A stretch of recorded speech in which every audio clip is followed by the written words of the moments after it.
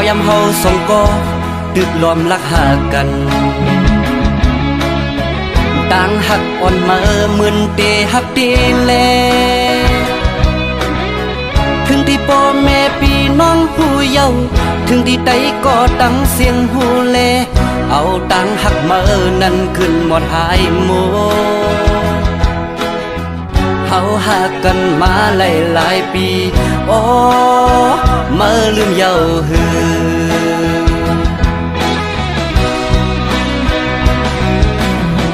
ปอดด้วยมือวันต่างอัปเดตหักเก่าอยู่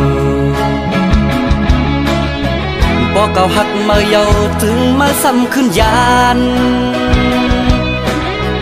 ถึงที่เก่าเลยหักมือน้องเยาเนี่ยเหมือนกำมือน้องปอจังเยาเอาตังหักมือขึ้นกว่าเลยโมเอาก็หักมือมาแน่เก่าโอ้อันหักเก่าจังมือเปมาง่ายต้นตามืออันลืมเก่ามันตึงหยาบต้นตาใจกบใจตื้นหักเยาโอ้โหโอ้โหโอ้โหจ้องมือหูมือพองมือโทรลัดว่าสายปีหวยมือในมาเฮาดึดขาดกันลาเนื้อใจเก่าย้ำนั่นสั่นไว้เป็นกำเตีว่ากัดหือเก่าจึงซ้ำแตกเตีว่าไม่ตัวเก่าจึงซ้ำกัดสั่นหนาเก่าเป็นสั่งอำหูเยาเกิดสั่นงดเยาก็เพื่อเก่าตึกหักมือแลมือสำลักเฮาเก่าลืมมือในมันหยาบน้องเอ้ย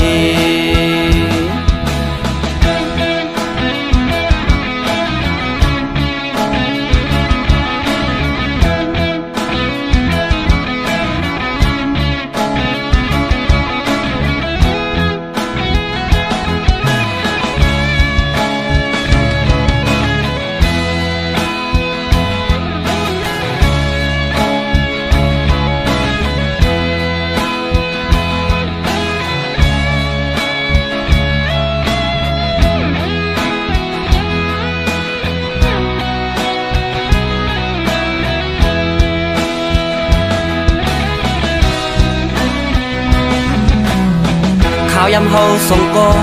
ตึกล้อมรักหากันต่างหักอ่อนมาเหมือนเตหักเตแลถึงที่พ่อแม่พี่น้องผู้เยาว์ถึงที่ใดก็ตั้งเสียงหูแล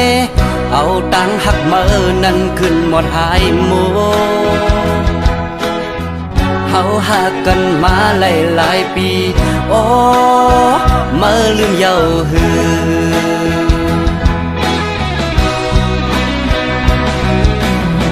ปอดด้วยมือวันต่างอัปเดตหักเก่าอยู่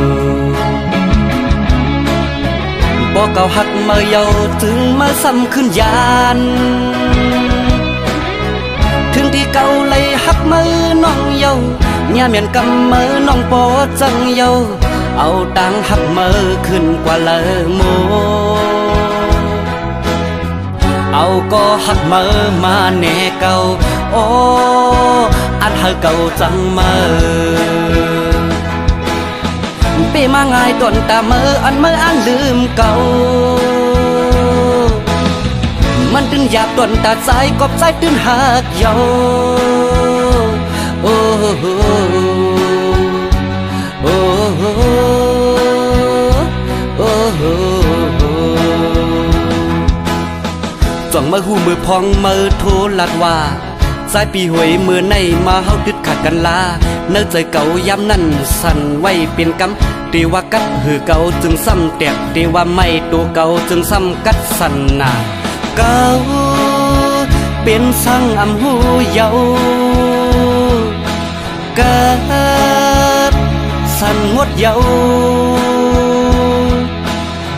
ก็เพื่อเก่าตึกหักมือแลมือสำลักเฮาเก่าลืมมือในมันหยาบน้องเอ้ย ก็เพื่อเก่าตึกฮักมือแลมือสำลักเฮาเก่าลืมมือใน